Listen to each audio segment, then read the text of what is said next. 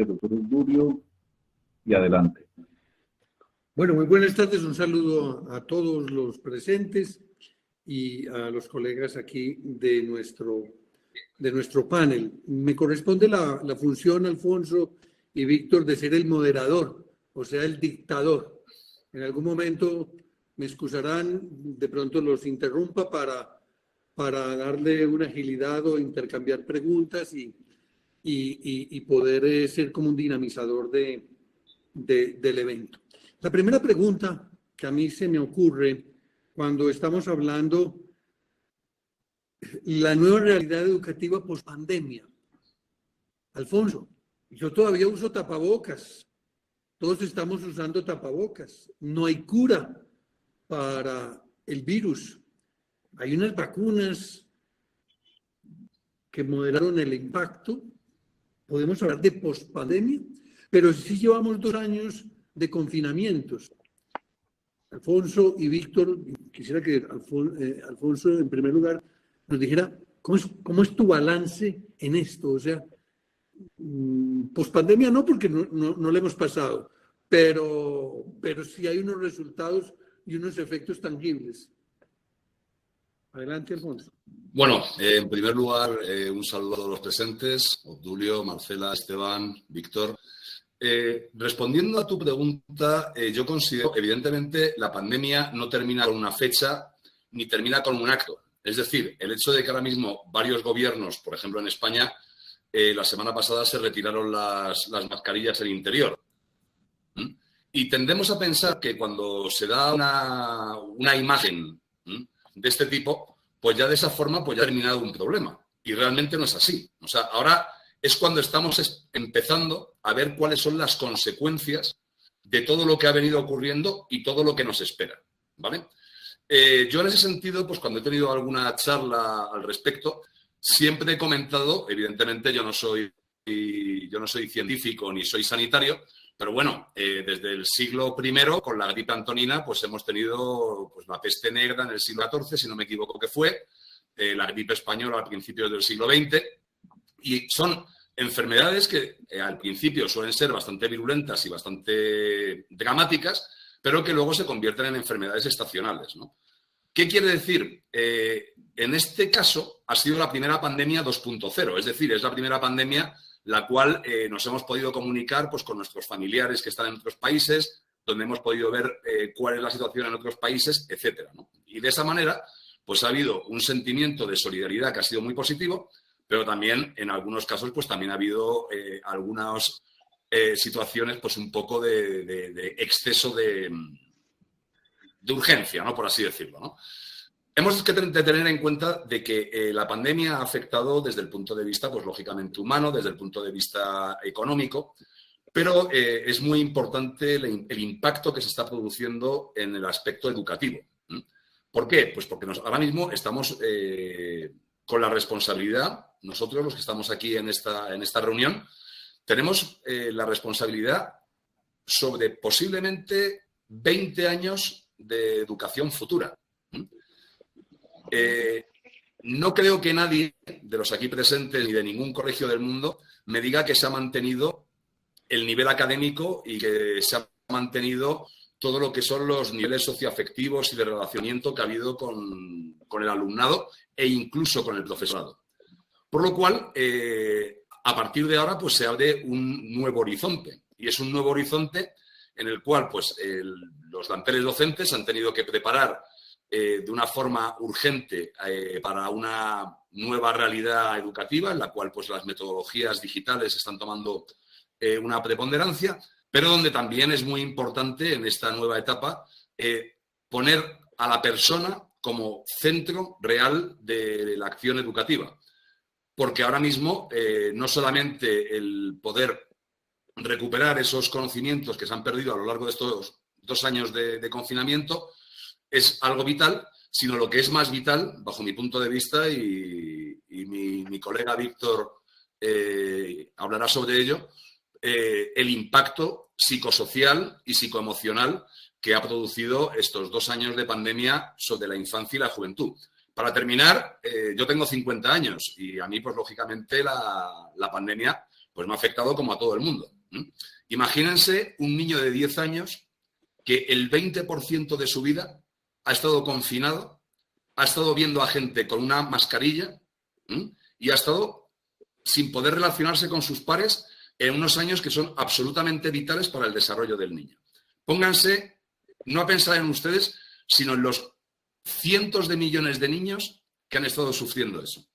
Esa es mi visión actual, una visión de esperanza, pero tampoco es una visión de conformismo, que porque mañana digan en Colombia, en Ecuador o en cualquier país, oye, mira, ya se ha terminado la pandemia. Las pandemias no terminan por decreto ley ni porque firme el presidente una orden de quitarse mascarillas. Muchas gracias, Alfonso. Entonces, lo que nos planteas es una especie de diagnóstico de un estado actual con unas perspectivas de futuro, de lo que ha pasado y de lo que está por pasar. Víctor, en tu experiencia, larga experiencia y trayectoria, de lo que comenta Alfonso o de lo que tú has observado, ¿qué nos podrías complementar a esta observación? Yo creo que la pandemia aún no ha terminado, la pandemia sigue, y el título que dice la educación post-pandemia es porque esperamos que terminada la pandemia, aunque hemos vuelto a clases, aunque estamos retornando a clases, hay una visión mucho más profunda de lo que debe ser la educación en respuesta justamente a toda esta situación previa a la pandemia y durante la pandemia. ¿Cuál ha sido el contexto en el que hemos vivido pre-COVID, digamos?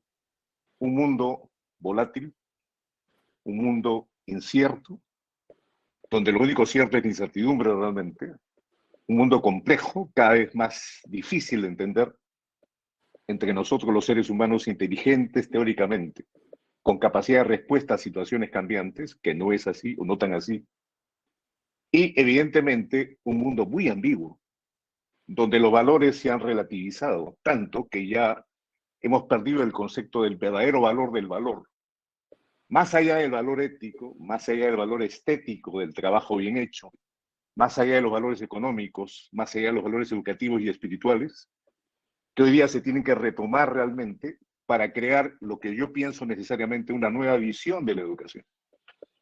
Lamentablemente todo este ambiente, ¿no?, producto de este determinismo materialista que todos experimentamos realmente.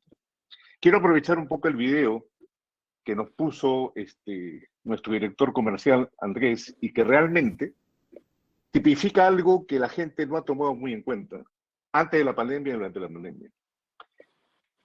El niño al nacer nace evidentemente con cierta programación y no precisamente genética, como mucho se ha especulado, desde el descubrimiento del ADN en 1953, ¿no?, en la cual se dijo, bueno, hay un 10% de ADN, hay un 90% de algo que hoy día se llama ARN y que no sirve, que se llamaba el ADN basura.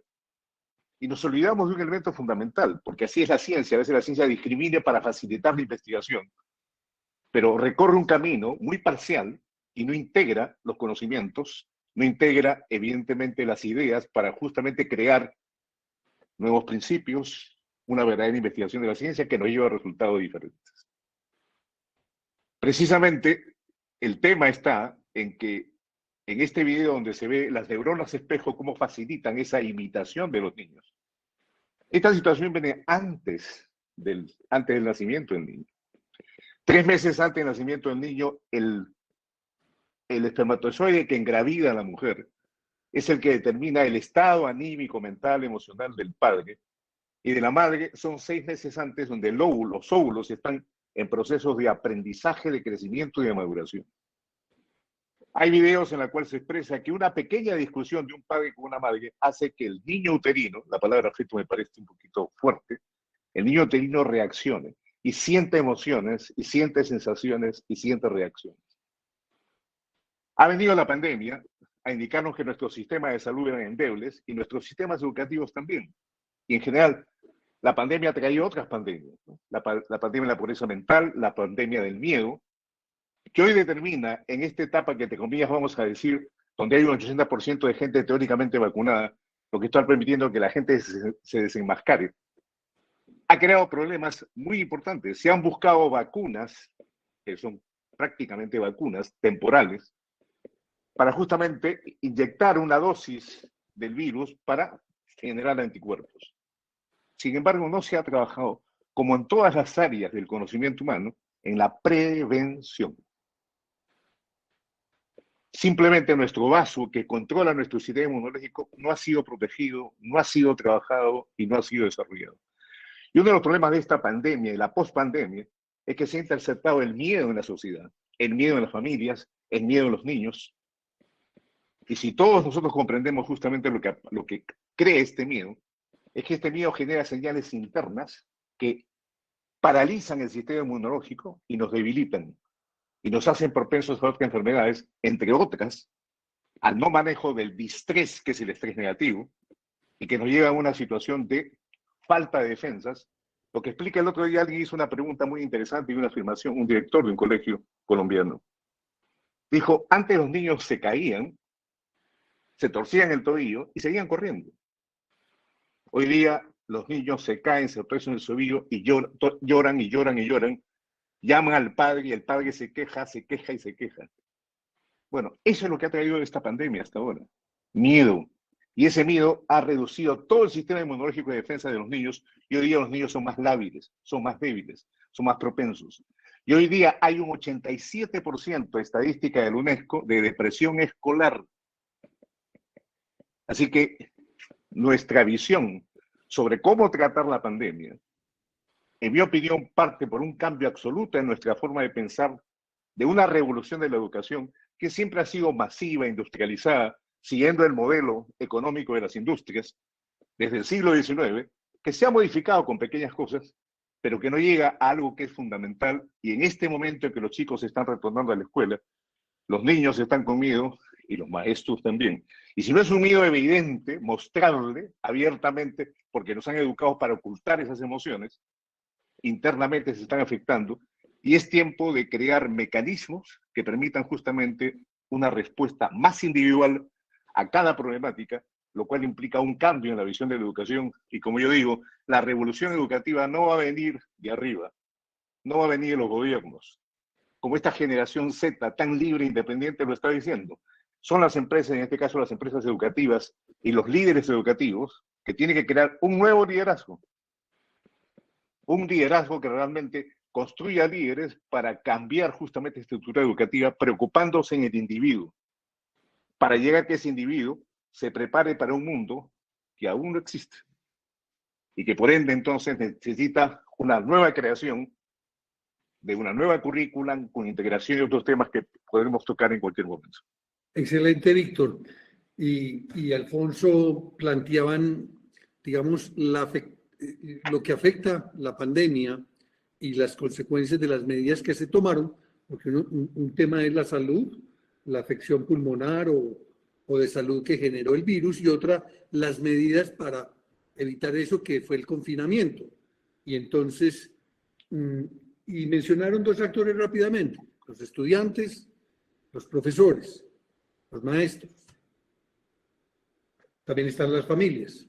Por supuesto. Que son actores que en el proceso educativo previo, antes de pandemia, eran a veces familias distantes del joven, que lo ponían a disposición del colegio durante una jornada larga y se veían con el joven ocasional o por poco tiempo, al final de la tarde, cuando lo veían, y pasamos a una época de una convivencia intensa.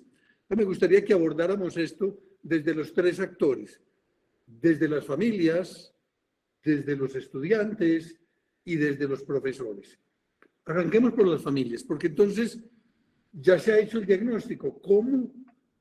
Porque lo que conviene aquí con la Red Iberoamericana de Educación, y ese es el gran propósito que tiene, es cómo recoger todas estas experiencias, estas visiones globales, internacionales, y que me sirvan a mí, desde mi perspectiva, de mi colegio, para esas cosas que yo estoy haciendo bien o que estoy tratando de hacer bien, confirmarlas o descubrir otras aristas.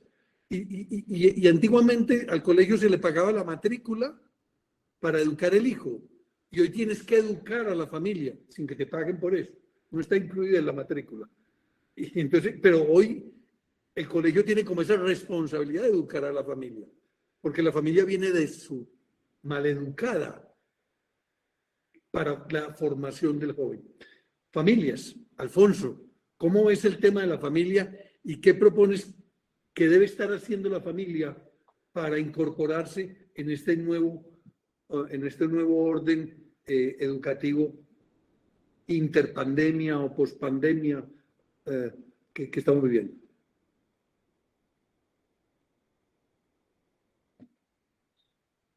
No tienes audio, Alfonso. Perdón. Estaba comentando que con el tema de las familias es más complicado. ¿Por qué? Porque si bien antes ya de la pandemia estábamos asistiendo a unas generaciones de estudiantes pues especialmente frágiles, ¿no?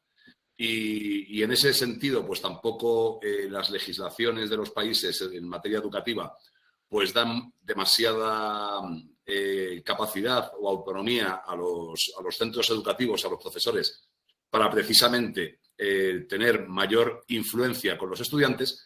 La pandemia lo que ha hecho es debilitarlos aún más a los estudiantes y fortalecer aún más a las familias. ¿Por qué? Y eso es una cosa que va a ocurrir. A mí, por ejemplo, ya me está ocurriendo en Ecuador, donde ya la presencialidad es un hecho. Pues, lógicamente, los chicos, pues después de 2 años de confinamiento, pues no tienen la misma disciplina ni tienen la idea de seguir la normativa de los colegios como se tenía anteriormente. Y las familias, pues en estos 2 años, pues quizá pues por una cuestión de rebajar el nivel de tensión que había por la pandemia, pues se han vuelto muchísimo más condescendientes hacia el comportamiento de los jóvenes, lo cual, pues lógicamente, pues vuelve a ser un problema. Estamos hablando de que ahora mismo hay un problema de autoestima, hay un problema de depresión, hay un problema de volver a socializar, y ese problema pues se va a trasladar de una forma absolutamente segura hacia los salones de clase y evidentemente hacia el relacionamiento de ellos, ¿no? Y evidentemente las familias, por supuesto, van a ser actores que lo que van a hacer quizá lamentablemente sea entorpecer más que colaborar. Yo considero que es muy importante el que ahora pues lo que se produzca sea una mayor puesta en escena de los directivos de los colegios, que los directivos, en lugar de estar en su despacho, que muchas veces pues lamentablemente nos toca, la idea es tener que salir más y tener que hablar más y tener que hacer más reuniones y tener que hablar con las familias y tener que hablar con los alumnos y con el consejo de alumnos, etcétera, etcétera, de manera que se pueda lograr una serie, no me gusta decir la palabra acuerdos, ni consensos, sino que por lo menos se logre una empatía entre todos los actores de la comunidad educativa, familias, profesores, colegio en sí y estudiantes, y que todos apoyen para ir hacia adelante, ¿no? No que haya ningún tipo de entorpecimiento que pueda favorecer a uno o a otro de esos sectores. Esa es mi opinión. Muchas gracias, Alfonso. Víctor, la familia. Y tú has planteado unas cosas desde el punto de vista del impacto emocional. ¿Cómo se está viviendo la familia en esos temas emocionales? ¿Y cuál es tu punto de vista en este? Yo creo que la familia siempre ha sido una unidad vital importante para la construcción de la sociedad, ¿no es cierto? Pero todos tenemos familias. Y en esta pandemia, todos tenemos un muerto, 2 muertos, 5 muertos, directa o indirectamente, familiares directos o amigos muy cercanos. Y todos hemos sido conscientes que si observamos estos 2 años que a veces se nos pasa y la memoria por la curva del olvido se nos va, ha habido sufrimiento, ha habido temor, ha habido pérdidas de empleo de mucha gente, pobreza, separaciones y divorcios, porque la gente no está acostumbrada a convivir y la presencia encerrada en ambientes pequeños ha generado conflictos entre las parejas, conflictos entre los hijos, que ha destrozado la poca armonía que existía cuando éramos padre de familia de fines de semana, ¿correcto? Fuera inclusive de la presión que han tenido los padres de convertirse en maestros, porque la cantidad de tareas que han dejado los profesores virtualmente ha hecho que los padres aprendan Y muchos me decían, Víctor Hugo, ¿cómo se saca diablos una raíz cuadrada? ¿Y eso para qué sirve en la vida? Pero eso es lo que le están pidiendo. Entonces, la tensión incremental de la propia pandemia que ha originado situaciones difíciles y que a otros les ha generado gananciales. Tengo varios amigos que han ganado mucho más en sus empresas con la pandemia. Y no hablo de funerarias necesariamente, y no hablo de otro tipo de negocios en que han crecido. Y sería interesante hablar de esos temas, pero en general, ¿no es cierto? Ha habido temor, ha habido tensión, ha habido crisis, y todos sabemos hoy día que el ambiente externo, el contexto, determina la naturaleza interna del comportamiento humano. Y hoy día esto se está acelerando porque la velocidad de los cambios, la velocidad tecnológica, ha determinado inclusive un alejamiento, ¿no es cierto?, del ser humano en cuanto a las miradas. Lo único que estaba libre y que en un momento dado se dijo, ni siquiera hay que mirar, porque se prohibieron los abrazos, se prohibieron los besos, pero aún en las miradas, los chicos y los padres hoy día tienen las miradas puestas en los celulares. Todos somos conscientes que si vamos a un restaurante vemos a una familia, padre y madre y 2 hijos, y los 4 están con los celulares. Entonces, realmente, esa pérdida, esas miradas, ¿no?, que realmente cómplice, que permiten justamente construir relaciones, es una de las cosas que hemos perdido con la pandemia. Debió ser al revés, pero estamos tan mal preparados y tan mal educados como sociedad que evidentemente la gente se tolera y esto ha determinado grandes crisis y el incremento de divorcios ha sido sustantivo. El incremento de la depresión y el incremento de suicidios también. Entonces, sí creo que la familia tiene que incorporarse y la escuela tiene que tener una conciencia extendida para que abarque a la familia como una responsabilidad educativa, porque los padres no tienen la preparación para ser padres y menos para ser maestros. Entonces creo que la única institución que puede suplir ese trabajo realmente no es el Estado. No es el Ministerio de las Mujeres para bajar la violencia. No es el Ministerio del Interior para castigar a los criminales. Yo creo que la escuela tiene que hacer un trabajo extendido, no solamente hacia el alumno que está físicamente in situ y antes virtualmente. Hoy día hay que atraer a la familia y construir con la familia una nueva educación que permita justamente eso que estamos hablando en RIE, plenitud, más allá de la felicidad. Gracias. Alfonso, tú que estás ejerciendo en este momento rectoría, que llevas rectorías en varios colegios en Iberoamérica con una larga experiencia y lo planteaste allí como una recomendación, supongo que lo hablas desde tu propia experiencia personal de salir a caminar, o sea, volver a ser peripatético, ¿no? Estar caminando con los padres, caminando con los colegas, con los profesores, con los estudiantes. Cuando tú hablas con los estudiantes, porque nosotros los adultos nos reunimos en una red iberoamericana de educación y decimos que los niños están pensando y que los niños están sintiendo. Cuéntanos, ¿tienes alguna anécdota donde tú puedas decir, oiga, mira, yo estoy hablando con los niños? Yo personalmente no, soy un directivo de una institución que tiene colegios, pero directamente estoy con jóvenes universitarios, soy profesor de universidad, pero con el niño no. ¿Tú tienes alguna anécdota, alguna experiencia, alguna percepción de ese contacto directo? Y nuestro público que nos está escuchando y que al final de terminar el panel con los expertos, pues vamos a tener la oportunidad, sobre todo de las preguntas y las experiencias de ustedes que nos van a enriquecer. Alfonso. Bueno, pues por supuesto que sí, desde rupturas sentimentales, porque ha habido mucha ruptura sentimental, hasta tener la experiencia de tener niños que les da miedo ver a niños sin mascarilla, por ejemplo. Todo eso influye en la psique de un niño. Y muchas veces, como tú has comentado, además muy acertadamente, ¿no? Yo, por muy joven que me quiera sentir o por muy espíritu joven que quiera tener o por mucha experiencia que tenga con críos, yo soy un tío de 50 años y a fin de cuentas pues yo ya estoy de vuelta. Y para poder hablar con un niño te tienes que poner en la mentalidad de un niño, ¿no? Y lo que para ti es una tontería, para el niño es la cosa más importante del mundo. Y eso es súper importante, porque claro, si a mí un niño de 15 años, una niña de 15 años me agarra y me dice que está triste porque el novio la ha dejado, y yo le agarro y le doy la respuesta más fría del mundo, que es tranquila, si al final no te vas a acabar casando con él, porque el 99,9% de los amores de colegio pues no terminan bien, ¿no? Pues la niña me va a agarrar y me va a decir, oiga, mire, si lo sé, la próxima vez se lo cuento a otra persona. Tú te tienes que poner en su lugar y agarrar y decir, hombre, es que estoy contando esto porque me ha ocurrido hoy. Hoy precisamente ha habido una niña que estaba llorando amargamente y le ha preguntado qué es lo que le ha pasado y que le había dejado el novio, ¿no?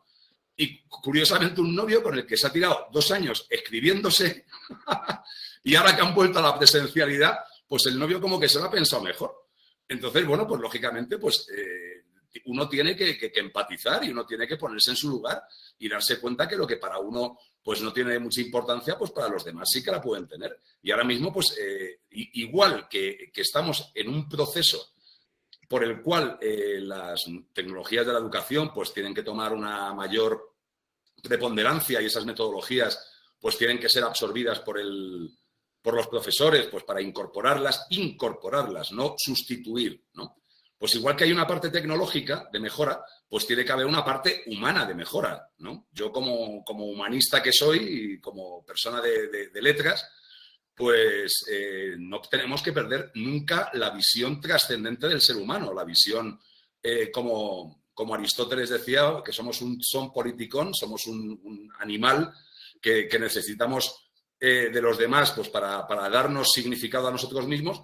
Y si eso es algo que se hace habitualmente, pues ahora más todavía, ¿no? Ahora yo creo que el concepto empatía, ¿no? Y el concepto asertividad debería de ponerse en el epicentro de las acciones de los directivos a partir de ahora. Y partiendo de la base de que ahora mismo la importancia de un directivo es vital. O sea, ahora mismo un directivo de un colegio que se quede en su despacho esperando a que se arreglen las cosas solas, no.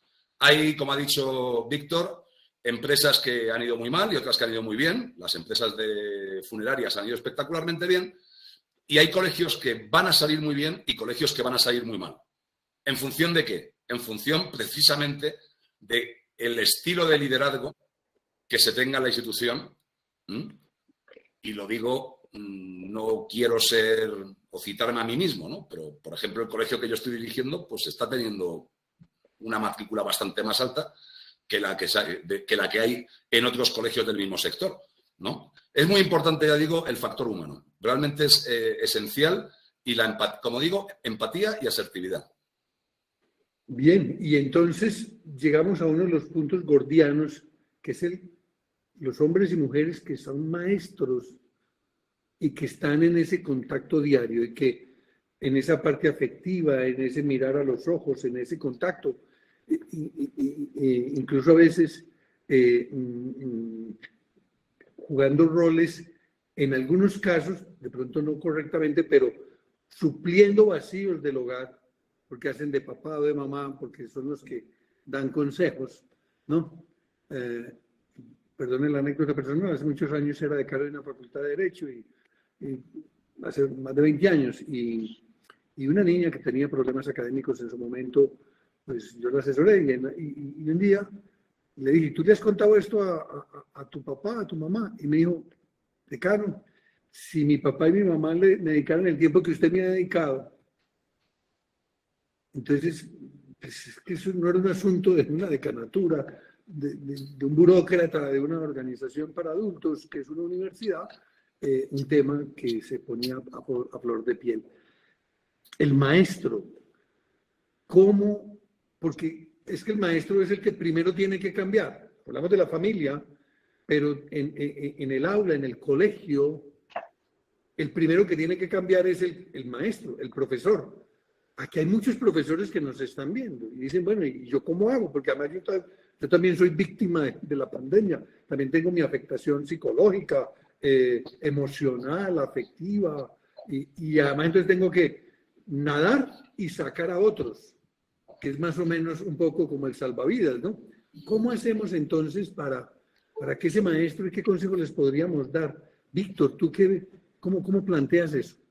Muy bien, yo creo que tenemos que empezar a trabajar a los 3 niveles en una organización educativa. El liderazgo estratégico tiene que bajar y trabajar con el liderazgo funcional, que es de los maestros, y el liderazgo operativo, los auxiliares, las personas que dan servicios a los chicos, y por supuesto con nuestros estudiantes. Hoy día necesitamos que el concepto maestro evolucione a coach, mentor, tutor. que realmente reemplace todos esos vacíos existenciales que la propia tecnología y la velocidad de los cambios se está generando, que en consecuencia crea un distanciamiento entre padres e hijos, porque las generaciones tienen distintos pensamientos.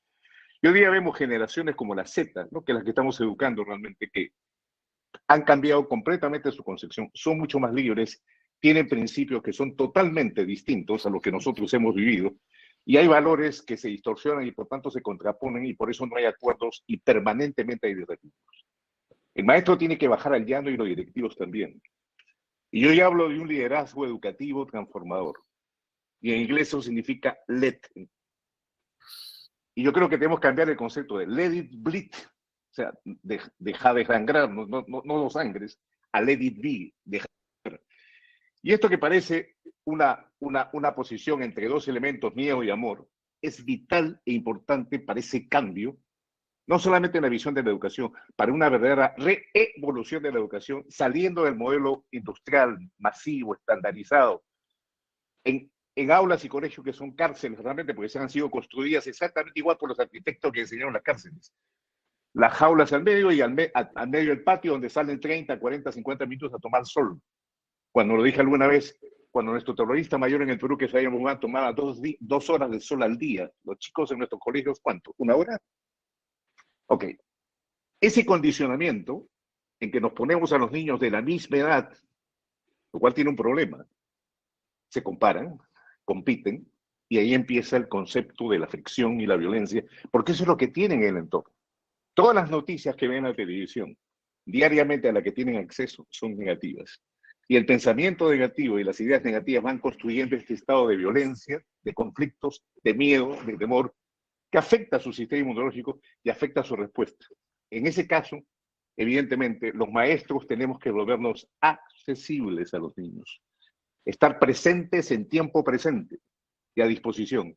Y más que responder, saber escuchar. Porque cuando uno escucha a los chicos, primero va a comprender que hay grandes capacidades, talentos, deseos y sueños que de otra manera no podemos identificar.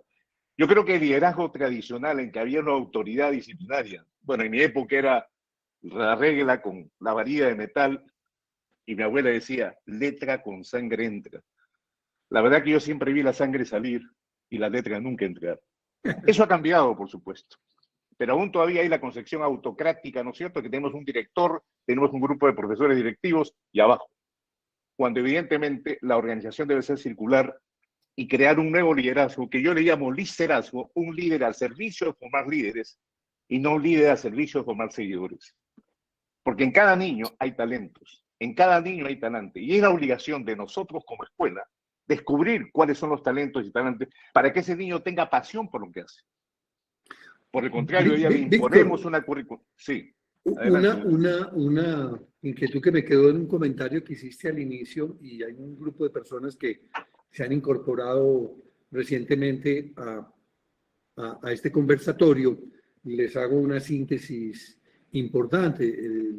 Alfonso Algora y Víctor Bisbal, expertos en temas de educación, con muchos años de trayectoria, nos vienen hablando de cómo se está viendo el regreso a la modalidad presencial en la educación en un estado donde la pandemia ha madurado en unas circunstancias. No hay propiamente post-pandemia, estamos en un estado de la pandemia donde el riesgo de la salud está más controlado, modelado por la vacuna, y ya se están poniendo en evidencia después de 2 años afectaciones sobre todo de tipo intelectual, de tipo emocional, y tú mencionabas uno de valores, y cuando hablamos aquí hay falta de virtudes, se ha perdido la laboriosidad, el orden, la autoridad, la obediencia, la amistad. O sea, hay muchas cosas que se han perdido que son como en la línea de las virtudes, pero tú hablaste de los valores, y yo sí quisiera, porque me llamó la atención, dijiste, no, se perdió hasta el valor del concepto del valor.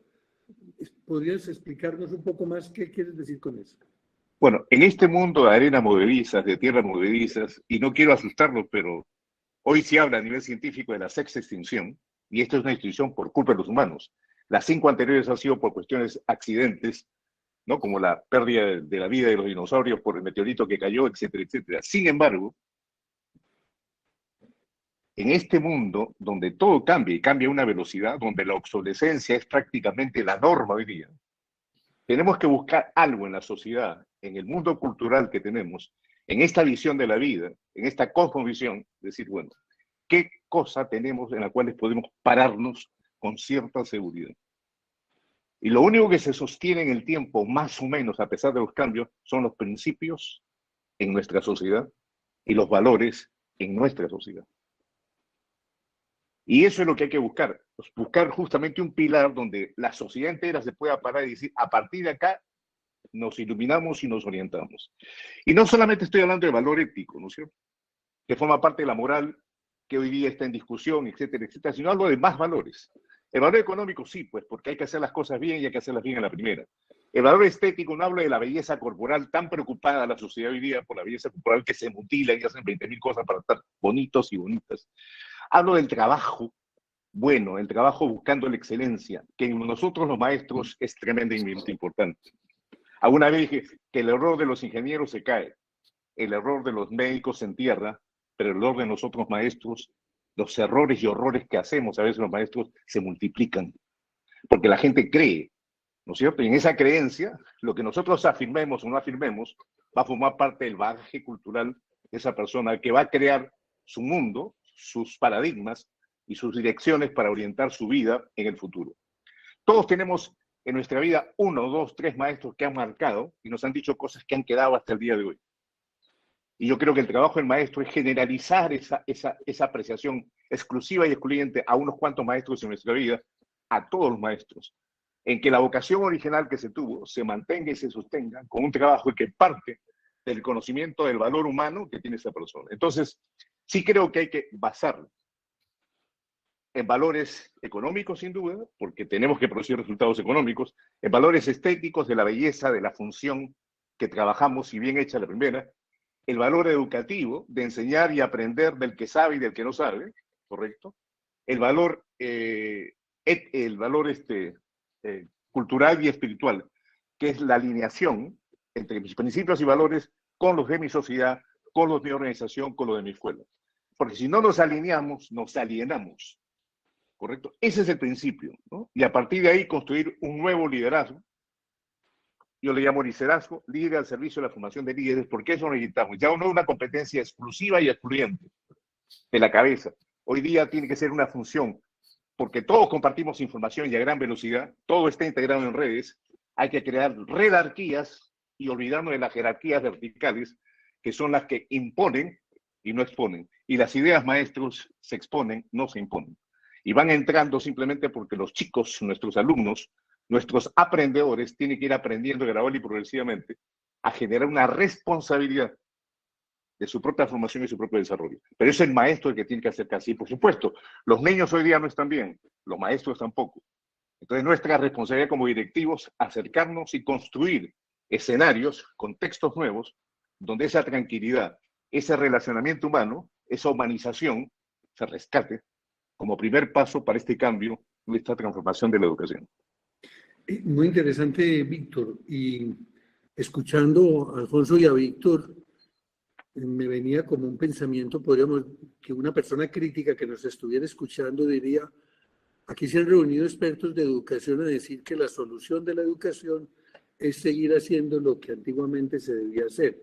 Es decir, que es el maestro de vida el que es la solución a todas estas cosas. Mirado como en un aspecto más o menos negativo, pero también lo que hay es una invitación o una llamada, si entiendo bien, y Víctor me puede corregir si mi interpretación no es correcta, y los que somos maestros de vocación, yo soy profesor y eso es lo que me apasiona, además de otras cosas que uno hace, pero es la docencia. Uno entiende que allí está la solución, a esos problemas. Alfonso, tecnología, porque además la tecnología fue un protagónico. Empezaron diciendo que esta era una pandemia 2.0, ¿no? O incluso 4.0, si quieres utilizar la cuarta expresión de la cuarta revolución industrial. Entonces tenemos una nueva tecnología que irrumpió en el hogar, irrumpió en el aula, irrumpió en los procesos de aprendizaje y entonces, y ahora que regresamos, no vamos a volver al pasado. Y a mí me pasó una cosa vergonzosa un poco ahora porque tenía una reunión, que me dijeron que fuera una reunión, y el único que fue presencial fue el invitado. Una vergüenza. Yo no lo invité, lo invitó otro, pero al final el otro, que estaba en otra oficina, en el mismo edificio, no pudo participar presencialmente en la reunión. A mí me tocó desde donde estoy en Bogotá y viajó hasta Chía a la reunión presencial que duró 35 minutos. Y bueno, al final me dijo, no, es que yo vivo en Chía, entonces me sirve, porque se gastó más tiempo en desplazamiento que en la reunión. O sea, perdone la anécdota, pero es que esa es la nueva realidad y eso no va a cambiar. Y la reunión fue exitosa y no fue problemática y no fue grosera de cómo me invitan y ustedes no están. Porque estuvimos presenciales, remotos, etcétera, en una u otras personas presenciales. Pero, Alfonso, tecnología y maestros de vida. Bueno, viene también a colación de lo que hemos estado hablando antes de los valores. Yo creo que uno de los mayores peligros que hay ahora es el relativismo, ¿no? El pensar que todo vale o que todo es por lo menos susceptible de valoración en función de lo que uno siente, ¿no? Hemos pasado del yo empírico al yo narrativo, ¿no? Antes tú contabas las cosas como ocurrían y ahora tú cuentas las cosas como tú te sientes, ¿no? ¿Eso a dónde lleva? Hablamos muchas veces de que vivimos en la sociedad del conocimiento y no es cierto. Vivimos en la sociedad de la información, ¿vale? Ahora mismo, muy posiblemente, en el mundo haya más científicos o el doble de científicos que los que ha habido en toda la historia de la humanidad hasta el año 2000, ¿no? Se dice que cada 2 años, pues el conocimiento aumenta un 20%, por lo cual lo que quiere decir que como en 5 años no te espabiles, pues vas a ser un completo ignorante. Pero realmente estamos hablando de una sociedad de la información. Ahora mismo tú agarras en YouTube y puedes ver desde cómo operar una córnea a cómo hacer una bomba atómica o a cómo, pues no sé, si tienes una plaga de langostas en tu casa, pues cómo cargártelo, ¿no? Pero ese no es el punto. El punto está en que cualquiera de nosotros, a nuestros alumnos, o incluso, y hablo de alumnos universitarios, les dices que hagan un trabajo sobre Eisenhower, los tipos van a poner en Google Eisenhower y a lo mejor no se van a quedar en Wikipedia, pero desde luego de la página 1 no pasan. Díganme cualquiera de nosotros quién ha llegado a la página 6 de Google. Nadie. Nadie. Y en Google tenemos acceso a todo el conocimiento. ¿Qué es lo que ocurre? Que estamos sobresaturados de información, ¿vale? Y por eso, pues claro, salen las fake news y salen un montón de fenómenos que precisamente están basados en que esa sobreexposición a la información, lo que no nos han enseñado, y es donde yo creo que es donde se tiene que poner el objetivo a partir de ahora, es a discernir la información. El discernimiento de la información va a ser vital a partir de ahora. El enseñar a los alumnos a aprender. Y también hay que enseñarles a desaprender los hábitos que no sirvan. ¿Vale? Me podría tirar media hora, yo suelo ser bastante sintético en mis explicaciones, pero vamos a pasar al mundo de las habilidades blandas. O sea, cada vez el humanismo va a estar más en boga, porque a fin de cuentas la formación técnica ya la tiene cualquiera. O sea, ya formación técnica, cualquier chaval de un estatus socioeconómico medio, pues tiene su carrera, tiene su máster, tiene su idioma y demás. ¿Qué es donde realmente, donde se va a ver la diferencia o donde se va a marcar esa diferencia? Pues se va a marcar en aspectos como la empatía, la asertividad, que lo he dicho antes, el hablar en público, la tolerancia al fracaso. ¿Nuestros jóvenes y nuestros niños son tolerantes al fracaso? Pero si ahora mismo en la mayoría de las legislaciones están quitando que los niños saquen medalla de oro, medalla de plata y medalla de bronce, no sea que el niño termine en el psicólogo. Y en la vida uno aprende a partir de los fallos. Y no pasa nada. Lo que hay que enseñar al niño es que cuando gane, que gane con humildad, y cuando pierda, esa pérdida le sirva para remontarlo e ir hacia adelante y crecer. Porque si no, estamos enseñando a los niños una sociedad ficticia. Y luego al final, cuando sales a la vida real te va a pegar una bofetada y no te va a ayudar ni papá, ni mamá, ni el director del colegio, ni el tutor, ni el psicólogo, ni absolutamente nadie. Porque eso ocurre. Eso ocurre. Yo tengo un hijo de 13 años que miedo me da el día que una chica le diga no quiero salir contigo. Porque me va a llamar y me va a decir, papá, ¿qué hago? Y yo qué sé. A papá le han dejado muchas. Y no ha pasado nada, pues que lo he pasado mal, bueno, pues sí, ¿qué le vamos a hacer? Pero yo creo que esos son los dos puntos donde los tenemos que ver. Uno, habilidades blandas y habilidades interpersonales e intrapersonales. Y en segundo lugar, todo lo que tiene que ver con el discernimiento, la clasificación y la aplicación de la información que recogemos.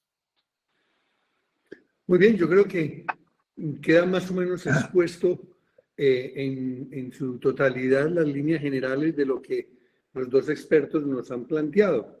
Quisiera darle oportunidad ya al público para que con sus preguntas puedan matizar o enfatizar o iluminar algunos de los puntos. No sé, Esteban, entonces, ¿cómo se va a coordinar el tema de las preguntas? ¿La gente cómo va a intervenir? Sí. Y damos esa apertura a una ronda de preguntas. Intervenciones breves y concretas. Gracias. Perfecto, Obdulio. Nuevamente, muchísimas gracias. Quisiéramos estar mucho más tiempo por lo delicioso que ha sido este conversatorio. Pero en aras del tiempo sí tenemos que abrir las preguntas. No, lo más sencillo creo yo que es levantar la mano y en el orden de levantar la mano lo atendemos las que alcancemos en unos 20 minutos. El doctor Víctor estaba levantando la mano, seguramente para hacer alguna observación. Adelante, doctor Víctor. Sí, lo que a mí me preocupa es que estamos preparando a gente para que esté perfectamente adaptada a una sociedad enferma. Entonces, si nuestros niños se adaptan a una sociedad enferma y están adaptadas para seguir enfermos, a eso le llamamos normalidad, ¿no es cierto? Yo creo que hay que adaptarlos a una sociedad que es distinta a la que ya estamos viviendo y la que vamos a vivir adelante. Y la tecnología tiene sus pros y tiene sus contras. Gracias a la tecnología estamos conectados. Estar juntos presencialmente, por ejemplo, en Colombia nos costaría una fortuna a todos. Así que hay que darle gracias a esa tecnología. Y gracias a que los maestros también han tenido esta pandemia, han podido aprender algo de esta tecnología, ¿no es cierto? Y eso los ha hecho crecer. Sin embargo, hay que saber orientar cuando trabajamos virtualmente con nuestros chicos. Porque ven a los chicos con cada uno con su máquina, trabajando de forma independiente, cuando lo que tiene que haber es una conexión emocional, una interdependencia. Y hay dos aprendizajes que hay que tomar en cuenta, ¿no? El aprendizaje que habla Alfonso, que es el aprendizaje técnico, con las habilidades blandas, los soft skills y todas las competencias del modelo constructivista. Pero hay un trabajo de transformación que hay que realizar en el ser humano que es tanto más importante que el trabajo, el aprendizaje técnico, ¿correcto? El aprendizaje transpersonal de transformación realmente humana. Porque ese chico se va a enfrentar a un mundo distinto, necesita otras competencias. Más allá del pensamiento crítico, más allá de salir de la caja, tiene que crear nuevas cajas con el pensamiento crítico. Enseñarles a dudar de las certezas.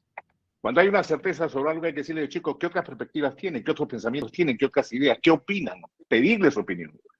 ¿Correcto? Y desarrollar algo que es muy importante que para este mundo en el que están viviendo y vamos a seguir viviendo, que es la intuición y la sabiduría. Que perfectamente son dos formas de pensar que necesitan trabajarse. Y llevarlos a sesiones de meditación. Hoy día los niños, una profesora me decía, pero Víctor Hugo, ¿un niño de 3 años va a entender lo que es mindfulness o meditación? Le dije, por supuesto que sí. Porque el niño respira y a partir de la respiración muchas cosas podemos crear. Y es sorprendente la respuesta de estos niños, su flexibilidad, maleabilidad, capacidad brillante para el aprendizaje. Hoy día que hay un mundo revuelto, tenemos que calmarnos. ¿Correcto? Y crear una revolución educativa con visión de futuro, pero sobre todo con propósito. Cada maestro tiene un propósito por el cual lo eligió la vocación docente, y las escuelas tienen que crear un nuevo propósito, más allá de la visión del pasado y la misión del pasado. La razón de ser nuestra es crear un ciudadano apto para ese futuro que está por venir. Muchas gracias, Víctor. Me callo, como dijo. Darby Almanza, levanta la mano si dices de qué colegio y qué cargo tienes o cómo te desempeñas. Buenas tardes, soy el rector del Colegio Nueva Inglaterra de Bogotá. Pues en primer lugar, muchísimas gracias a la Red Iberoamericana y a todos nuestros expertos hoy reunidos. Yo solamente quiero hacer un aporte de una problemática que estamos viviendo, yo diría que en la mayoría de colegios del mundo, que yo considero una de las consecuencias más graves que nos dejó la pandemia que estamos enfrentando en este momento a los educadores y las familias, y es todo el acceso ilimitado que tuvieron nuestros niños y jóvenes a contenidos no adecuados para sus edades, sin un control o un acompañamiento efectivo de sus familias. Y eso pues ha impactado significativamente todo el proceso de desarrollo moral que traíamos en los colegios hasta antes de la pandemia. Esta es una situación muy grave que se ha generado y ha implicado a los colegios tomar diferentes medidas, en nuestro caso, a fortalecer programas de valores, a hacer trabajo con escuelas de padres, a capacitar a los maestros para que entre todos podamos, yo llamo, desintoxicar a todos estos niños que de edades muy tempranas tuvieron acceso a una cantidad de contenidos y que les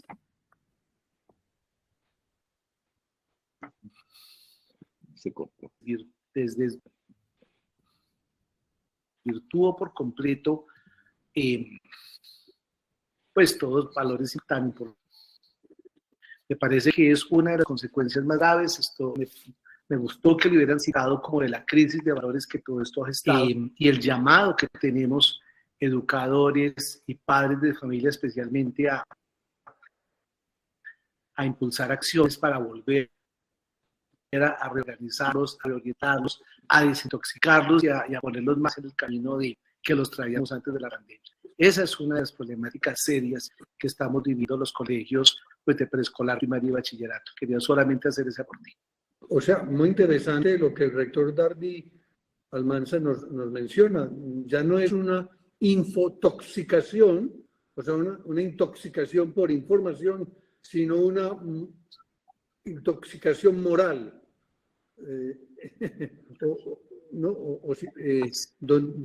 prematura, y que entonces en esos procesos, para no formarlos a esa sociedad enferma, sino a esa sociedad nueva. Entonces, ahí hay una tarea bien importante.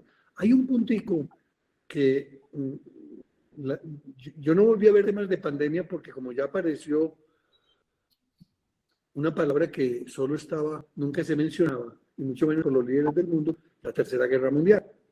Y entonces estamos en un modelo de una guerra económica, de un cambio de geopolítica.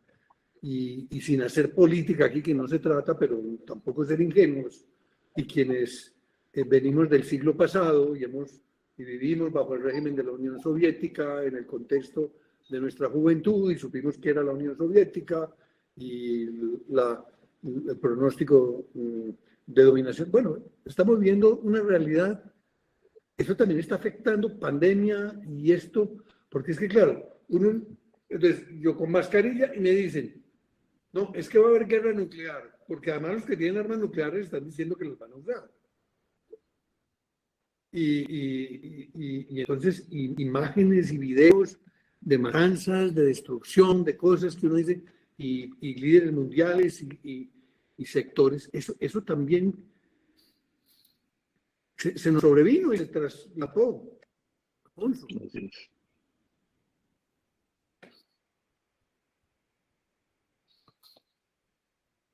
Bien, Alfonso Algo levantó la mano. Sí, precisamente por lo que estábamos aquí hablando, lo que está hablando Obdulio, pues precisamente,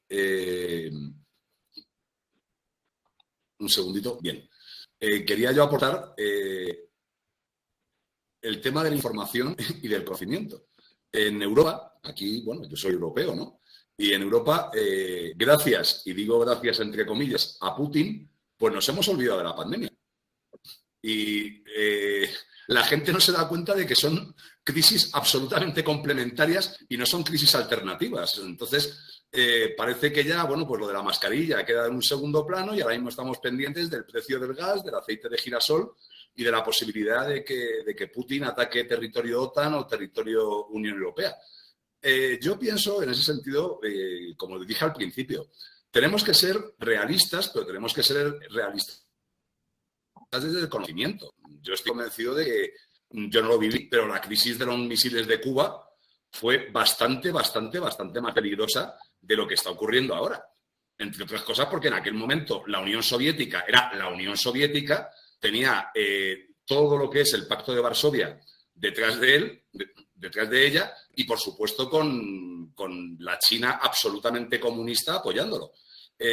No quiero aquí dar una clase de geopolítica, que por cierto es una disciplina que me fascina, pero que de alguna manera es importante que también dejemos de ser tan dramáticos. O sea, yo llevo un mes escuchando todo tipo de teorías apocalípticas sobre lo que va a ocurrir en Europa y de alguna manera yo no digo que vaya a ser una solución a cortísimo plazo y que evidentemente no conlleve consecuencias económicas y por supuesto humanas, pero de alguna forma también tenemos que darnos cuenta de que la sociedad va para adelante y que lo que no podemos hacer es pararnos y dejar nuestra labor docente, ¿no? Y nuestra labor educadora y formadora en valores, como ha dicho antes Víctor, que es muy importante, únicamente pues porque haya una corriente de opinión que pueda venir por las redes sociales, que a fin de cuentas las redes sociales son 4, ¿no? Y que eso nos pueda influir de forma determinante en nuestro quehacer diario y sobre todo en nuestras aspiraciones y objetivos que tengamos. Muy bien, estamos a punto de completar la hora que estaba prevista para este conversatorio. Yo quisiera una frase final o una intervención final de los panelistas, digamos, yo no diría optimista, porque el optimismo es a veces como una actitud mental, de esperanza, que es una virtud. Y ¿cómo ser agentes de esperanza en tiempos de crisis? Y en esta crisis y en este contexto de lo que estamos viviendo. Víctor Hugo. Perfecto, muy bien. Bueno, yo creo que tenemos que empezar a reeducarnos, directivos, maestros, profesores y nuestros alumnos o aprendedores, que hoy sabemos somos todos aprendices de por vida. Y creo que la visión de esos valores, que si ustedes ven, ¿no es cierto?, están declarados en todas las empresas, en todas las escuelas, listas de 12, 13 valores, 15, una placa de oro maravillosa, pero que nadie las practica y nunca las convierte en virtud. Como decía Alfonso en un momento, ¿no es cierto?, los valores se han relativizado, ¿no? Y voy a hacer un absurdo, ¿no? Si mi hija me dice, y yo le pregunto a mi hija, ¿estás embarazada? Y ella me dice, un poquitito embarazada. Bueno, eso está pasando con los valores, ¿no? La relativización del valor, que hace con que nunca se conviertan en virtudes. Y yo sugeriría a los directores que están acá o a los profesores que hagan una encuesta en su sala con sus chicos y que cada uno ponga 2 valores y se haga una votación democrática por cuáles son los valores que forman jerarquía son el 1, 2 y el 3. Pero que no solamente los entiendan, los definan, los comprendan, sino que los vivan. Y que cada uno diga desde su perspectiva, de sus años 2, 3, 4, 5, 10, 15, 20, 50, cómo van a practicar, qué evidencias de ejercicio de valor y virtud lo van a realizar. Entonces, la cultura educativa no solamente es de valores, sino en virtudes. Es el valor puesto en la práctica por la acción con evidencias evidentes de que las están viviendo y que no simplemente son declaraciones de conceptos, porque en todo caso se convierten apenas en información. Y la información hay que convertirla en conocimiento, y el conocimiento no sirve si no se usa. Para que finalmente de tanto usar ese conocimiento se convierta en sabiduría, que es hacia donde tenemos que ir. Y esto no es filosofía educativa, esto es realidad. Necesitamos una sociedad que culturalmente desarrolle intuición y sabiduría en los próximos años para lograr justamente plenitud en nuestro desarrollo mental, emocional, espiritual y, por supuesto, corporal. Muchas gracias, Alfonso. ¿Algún pensamiento en torno a esto? No, o sea, realmente creo que las posturas han quedado claras. Víctor y yo, pues la verdad es que coincidimos en muchos de los aspectos de hacia dónde estamos y hacia dónde vamos. Y sobre todo el qué y el para qué de la educación, ¿no? Que la educación muchas veces pues la vemos como algo estático, ¿no? Y yo siempre pongo el ejemplo de que la medicina es como si el primer trasplante de córnea pues hubiera salido bien y hubieran dicho, bueno, pues ya así se hacen los trasplantes de córnea forever and ever. Y no, o sea, igual que la medicina avanza, igual que la tecnología avanza, bueno, pues la educación, pues de alguna manera, pues igual que todas las ciencias sociales, pues tienen que avanzar, ¿no? Yo creo que ahora mismo la pandemia pues nos da una oportunidad, ¿no? Pues precisamente pues para afrontar un futuro prometedor. Aquí ahora mismo estamos, bueno, pues en una red iberoamericana que yo, si bien siempre he considerado que una red del mundo iberoamericano era necesaria, pues justamente después de la pandemia o en este proceso de despertar de este letargo pandémico, pues creo que es mucho más pertinente que nunca, dado que estos foros que estamos teniendo, pues nos van a servir primero para tener un intercambio experiencial en cuanto a nuestras casuísticas de nuestros diferentes colegios y de alguna manera pues vernos reflejados en la experiencia de otros colegas.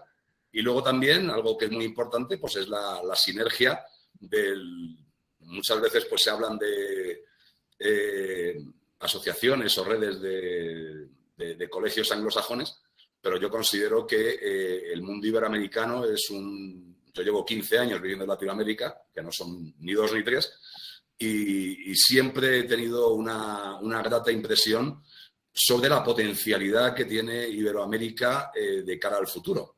Precisamente, bueno, pues todos los problemas que están habiendo ahora a nivel geopolítico internacional, bueno, pues Iberoamérica está alejados de ellos, ¿no? Y precisamente estos espacios, pues son espacios de oportunidad desde el punto de vista económico, desde el punto de vista financiero, desde el punto de vista social y, ¿por qué no?, desde el punto de vista educativo. Por lo cual, bueno, pues para finalizar mi intervención, pues darles a todos un cordial saludo desde aquí, desde Quito, y, bueno, pues animarles a que se unan a nuestra red y que participen en otras actividades, pues con la misma calidad que esta o con mayor calidad. Así que muchísimas gracias, Obdulio, Víctor, Esteban, Marcela y, por supuesto, a todos los presentes. Un placer estar con ustedes.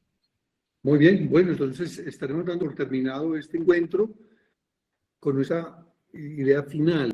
Un rector de una universidad de Texas decía que lo más disruptivo en la cuarta revolución industrial, lo más disruptivo, no era ni la inteligencia artificial, ni las biociencias, sino el trabajo colaborativo. Lo más disruptivo es trabajar en red. Y yo creo que la red iberoamericana de educación lo que viene es a decirnos, todos estamos en esta misma barca y entre todos compartiendo experiencias, sacando en nuestra jornada laboral un espacio de 1 hora, hora y media en estas jornadas de formación, en este espacio de encuentro, tal vez alternativas para pensar nuestros problemas e iluminarnos en las posibles soluciones. Hasta la próxima y muchas gracias. Bueno, muchísimas gracias, Alfonso, Víctor, Obdulio. Sin duda ha sido un conversatorio delicioso. Nos deja con ganas de más. Así son las cosas cuando son deliciosas, cuando son extraordinarias, con ganas de más. Lástima el tiempo corto. Lástima el tiempo corto. Bien, el doctor Andrés Pararroyo quiere darnos unas palabras finales. Adelante, Andrés. Muchas gracias, Esteban. Muchas gracias, doctor Obdulio, doctor Alfonso, doctor Víctor. Muchas gracias por sus palabras. Yo como publicista y como catedrático también de esta área, soy un fiel creyente de las analogías. Y justamente trayendo uno de los mejores comerciales que yo he visto que se hayan sacado de una de las grandes multinacionales, quiero dejarlos con este comercial e invitarlos a que formen parte de esta gran red iberoamericana, a que se inscriban, a que vayamos formando cada vez más el engrandecimiento de la educación y de la colaboración que podemos tener. Los voy a dejar, para no quitarles más tiempo, con este breve pero analógico comercial que hace mucha referencia a todo lo que estuvimos hablando el día de hoy. Hola, papi. Nada, que te dejo este mensaje que es probable que ni siquiera lo escuches. Bueno, en realidad casi mejor, ¿sabes? Porque ya sabes lo que a mí me cuesta decir este tipo de cosas. Nada, papá, que nunca pensé que nos tocaría vivir algo así y que parece mentira que estando conectados todos los días te esté echando tanto de menos. Tampoco pensé que me iba a hacer ilusión hacer las cosas normales, lo que antes considerábamos normal. Y Laura, no sabes cómo está con verte y cómo volver a hacer vuestro plan. Con el abuelito. No te digo yo que no se te vaya a tirar a los brazos cuando te vea y eso que te hemos dicho que no se puede, que no se te hemos repetido. Pero bueno, que nosotros estamos llegando ya, papá. Y nada, que supongo que tú ya estás ahí, que te pilla la de casa. Que ahora mismo te vemos, ¿vale? Y nada, que aunque no te lo diga, te echo mucho de menos y te quiero mucho, papá. Pero bueno, a lo mejor te lo digo ahora mismo porque ya te estoy viendo. Mira quién está ahí. Papá.